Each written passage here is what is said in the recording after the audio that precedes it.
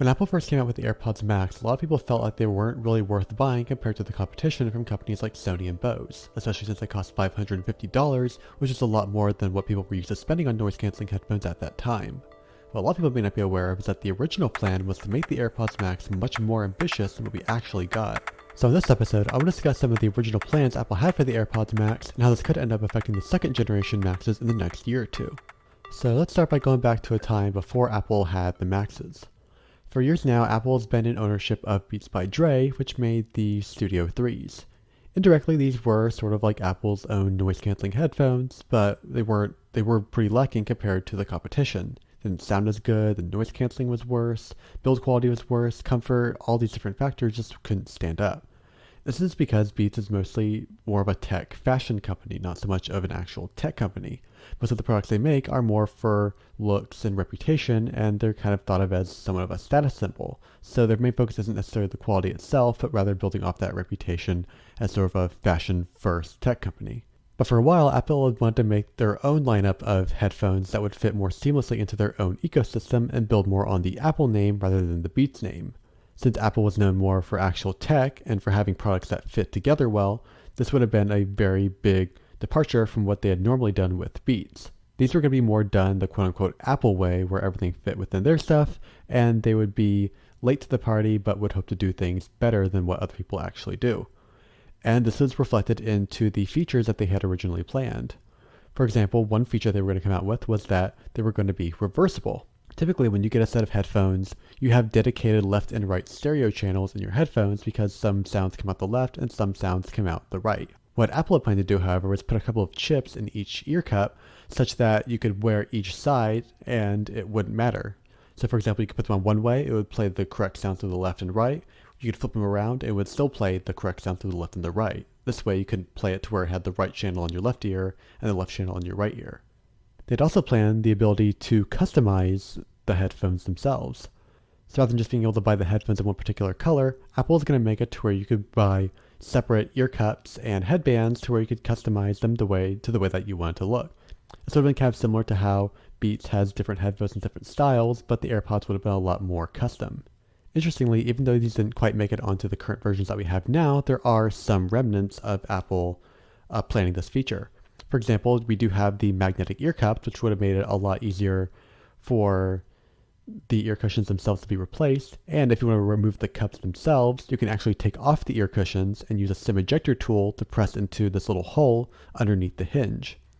Once you do that, then the ear cup can come separate from your headphones. I wouldn't recommend doing this at home because you could risk damaging your headphones, but this was a planned feature for the original version of the AirPod Maxes. In addition to this, there were going to be touch controls on the original version. Now what we ended up getting was a set of physical controls in the form of the digital crown and the noise cancelling button, but Apple had originally planned for the surfaces of either ear cup to be touch sensitive. But unfortunately, none of these features ended up on the final versions. We had dedicated stereo channels, we have some form of customization, but not really, and we got the physical controls instead of touch. And so that kind of brings up the question, what happened during the whole production process?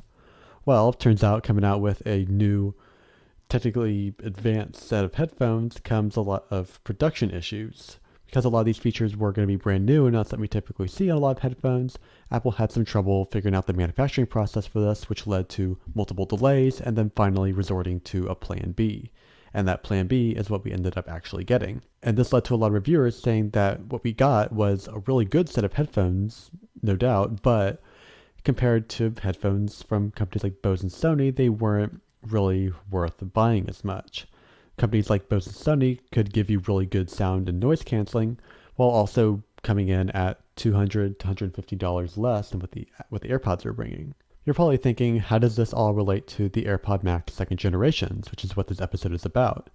Well, it turns out that we've had some recent rumors that in mid to late 2024 and early 2025, we could end up getting a new second generation version of the AirPod Maxes.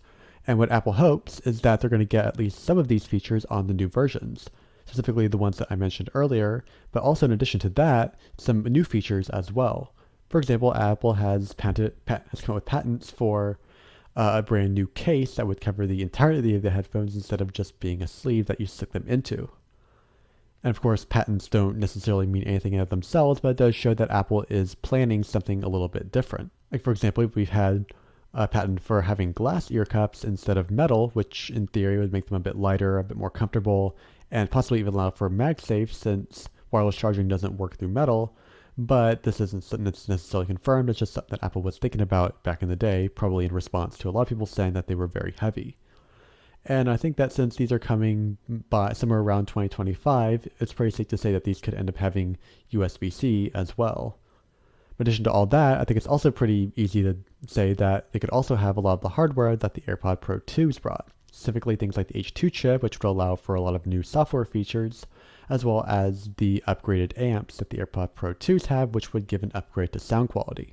I know a lot of people were saying that the original AirPod Maxes just weren't quite worth the $550 price tag that Apple was offering, but if Apple could add at least a few of these features that I mentioned in this episode, I really think that it could help justify that price tag.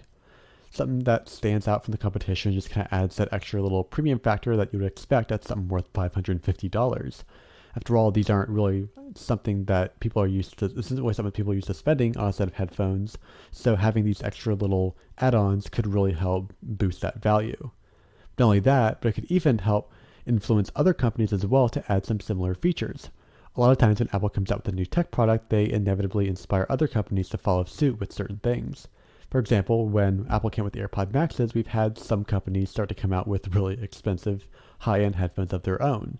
For example, Bose right now is working on a version of their Quiet Comfort Ultras, which is going to be basically their own set of high-end headphones. But either way, if Apple does end up coming out with a set of headphones like this, then it could really end up being a huge thing for wireless headphones in general, and I'm really excited to see where this could end up going. That's all I have for this episode. Thank you so much for joining me, and I'll see you guys next week.